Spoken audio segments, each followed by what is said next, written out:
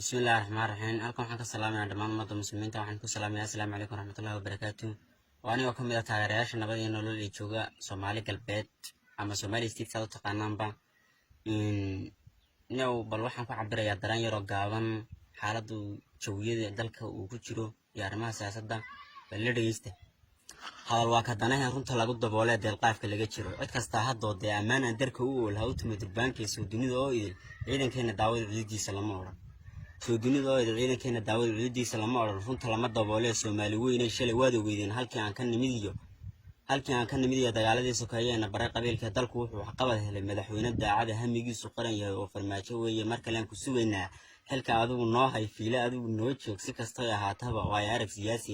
yaa fiile joogo qab u yeelay qarankii madaxweyne daacada isu nacab shisheeyaha danta guud ka taliyo dalku maanta haystaa runta aan ku soconay ugu maarmay qarankan ma baahna madax kale aan hoos soo degay duxda hadalku wuxuu yahay baarlamaanka guud ee codka shacabka haysto taariikh baa qormayso cod inaga halaaban ersanaa dib weeye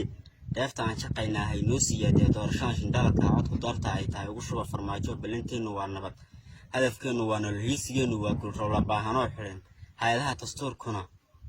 dastuurkuna buugiisa baadheen xabsi daayin loo diro klibku waa arrinta dhabta ee ka jirta insha Allah waxaan rajaynayaa roola baahana doorashada kadib qaranka khiyaanadu ka galay oo xiran madaxweyne farmaajo fiilay noo jooga xamdiga aan badin